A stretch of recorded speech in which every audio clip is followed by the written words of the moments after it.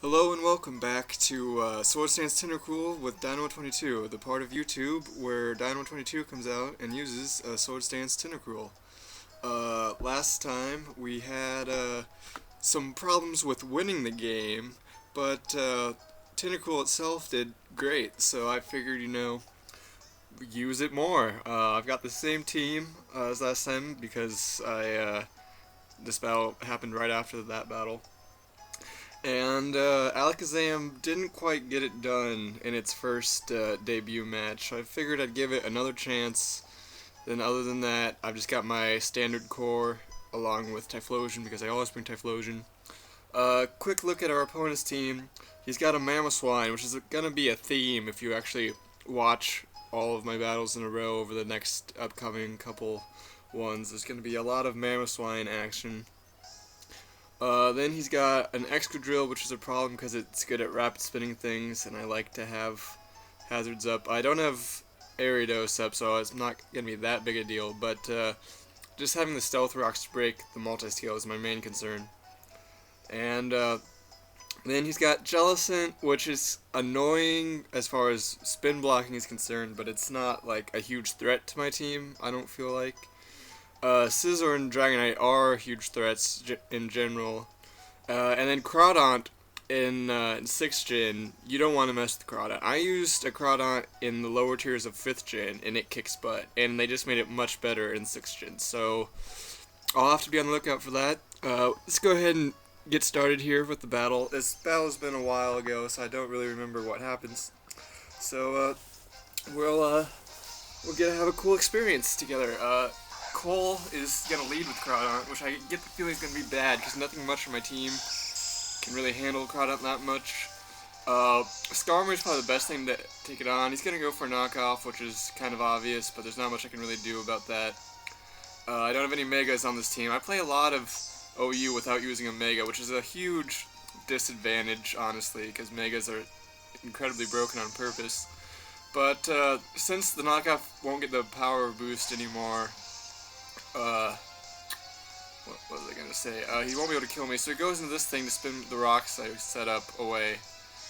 He's got a balloon, which is kind of annoying. As I just go for a roost in case I could live whatever he did. And so that's gonna bring me back up to sturdy without the, 2 HP away from sturdy, that's a bummer. But he's gonna spin away those rocks, which kind of sucks. I feel like I'm gonna go for a Brave Bird to break his balloon, so that I can hit him with Earthquakes later on if it comes down to it. So we're just going to go ahead and Brave Bird the Holy Moly, which is kind of a cool nickname there. Pop his balloon. Take some recoil, so I guess it didn't matter that we weren't at sturdy.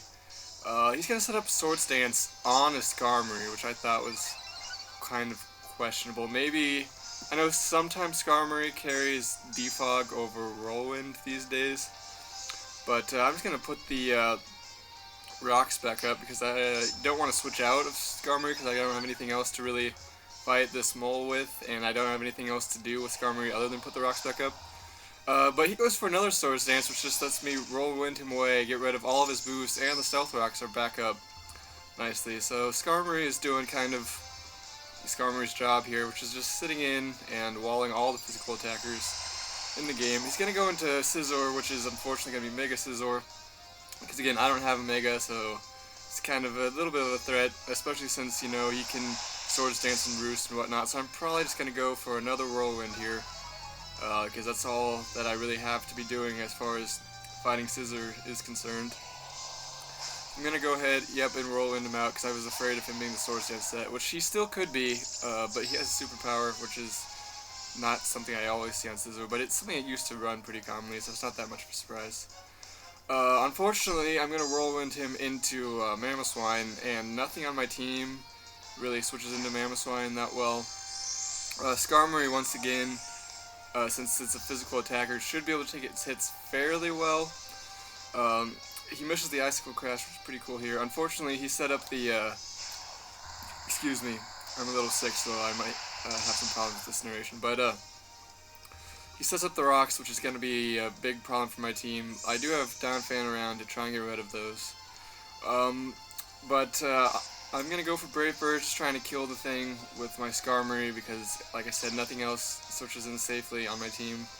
to Mamoswine, but he's going to take this opportunity to go back into his Holy Moly here, and Skarmory has not. I led with Skarmory, and I've just been sitting here, Brave Birding, Stealth Rocking, and Whirlwinding, and I've seen like almost half his team already against my Skarmory. But I expect him to go for a Rapid Spin here, and honestly, I probably could have just stayed in and continued to stall the Skarmory for a while. It only looks like about 2 more Brave Birds would have taken out the mole guy there. So obviously he was going to go for Rapid Spin on that one. But I take this opportunity to go to Donphan, try and get rid of his rocks. But I know he's got the Jellicent, so I'm going to hit it with a knockoff as it switches in.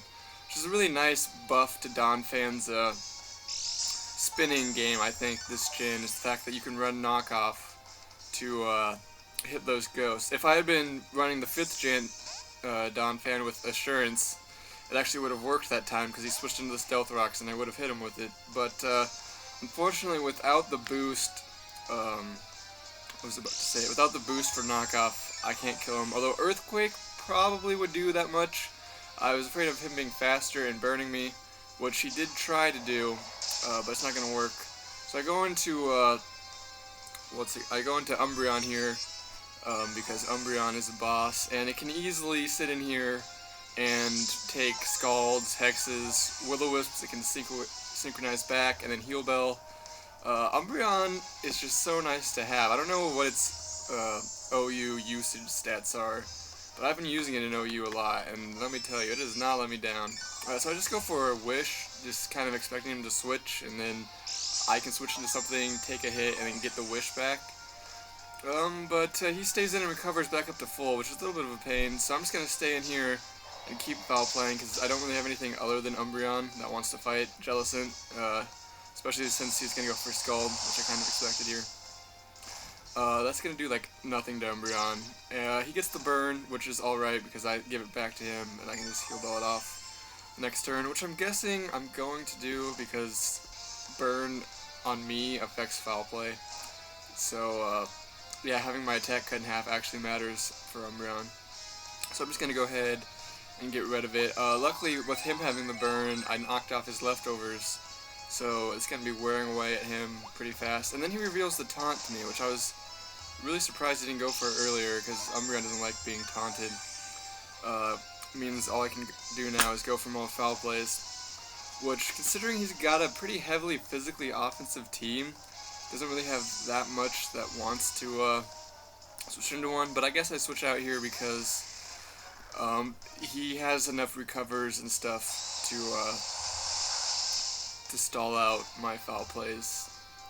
I mean, he can recover way more than foul play is doing, and I don't really want to sit in there and just foul play the whole time. And so I switch into Alakazam, hoping to catch him on a non-attacking move, but he does go for another Scald, so that breaks my Sash, and which is a little bit unfortunate. He goes into this thing as expecting Extreme Speed, but even worse, I forgot what Dragonite does this gen is Weakness Policy, so he's going to go ahead and get the boost here, and Alakazam, who didn't quite bring home the victory last time, is once again going to be put in a horrible position here as my Sash is broken. The +3 Extreme Speed is easily going to murder me, and Alakazam may have just brought upon a sweep of my whole team because he's got +3 Extreme Speed, and obviously nothing can go past Extreme Speed.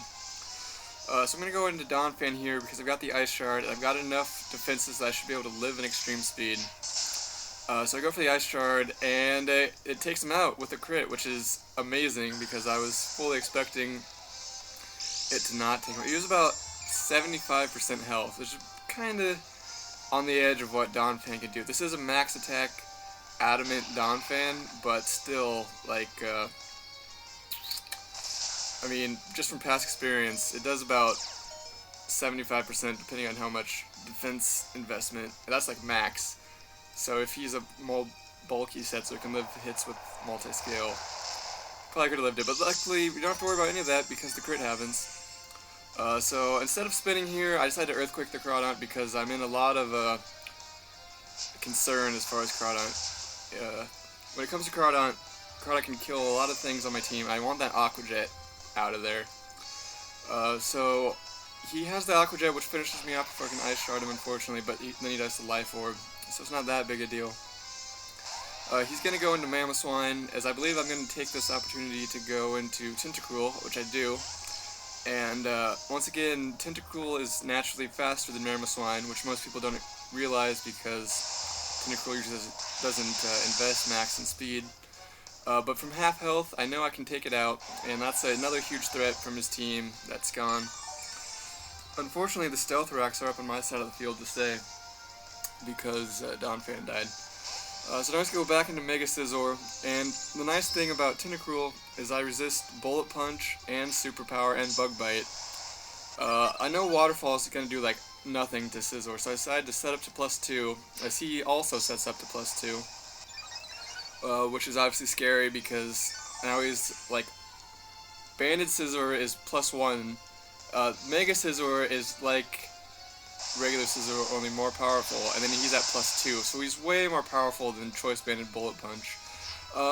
But he goes for +4, which is really, really unfortunate because, I mean, now Bullet Punches are really going to be scaring me. I was hoping to get the flinch, didn't happen. I can't get the flinch here, so I have to try and live a +4 Technician Bullet Punch. And Tentacruel just barely does, even with the 0 defenses investment, not even HP, obviously. I was so happy, and then Scizor doesn't die, and I couldn't believe it. Based on how much the first one did, I could have sworn another one would have finished him off, and then at +2 I could have finished off everything he has left. But unfortunately, he's hanging around there with just that little bit of HP. I'm hoping even after the Stealth Rocks, Skarmory has lots of physical defense, and he resists, what's it called? He resists Bullet Punch. Now my options here were either Whirlwind or Brave Bird, and I choose Brave Bird, which is horrible. I just wanted to kill him instead of getting rid of him temporarily, in case he came back in and set up later. But if I had Whirlwinded and he hadn't roosted, the Stealth Rocks would have killed him. I guess I was hoping I'd be faster, and Whirlwind would make me slower, obviously. So I was hoping if I could outspeed him and go for the Brave Bird, he would have to go for a Bullet Punch, which I had a better chance of living. But he actually goes for a second Roost, which I thought after the extra recoil damage from the Brave Bird, my chances of living were really slim. But luckily I did manage to get the Whirlwind off, so that kind of averts this crisis. Now here I can easily Roost away all this damage he's doing, but I actually want him to kill me because at this point, all he has left is things that are weak to fire. So if I can just get a switch into Typhlosion, Typhlosion is also faster than everything he has left. So all I needed to do was go into Typhlosion. Even back before when we had that double down, he had Mamoswine, Molguy, and Scizor left. If I had just gone into Typhlosion, I would have won, but I have to now make sure I get a point where Scizor's not set up first. So I let myself die so I can go into Typhlosion, finish off the mole, which I was a little bit concerned about because I'm modest, not timid. I didn't know if that made enough difference, but I think Molguy's only 80 base speed, and I can now speed up to like 85. So yeah, he's going to go into Scizor now. He's going to go for the Bullet Punch.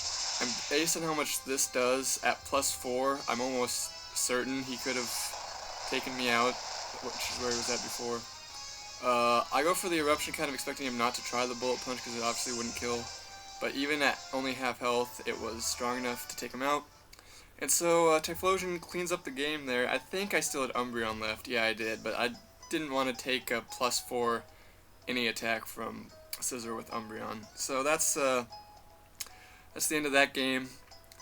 Feel free to check out some of my other stuff if you want to see cool battles like this. I use, obviously, not that OU stuff in OU, and if that's your thing, then you might be interested in some of that. But if not, I hope you have a nice day. I'll see you later. This is Dynamo22.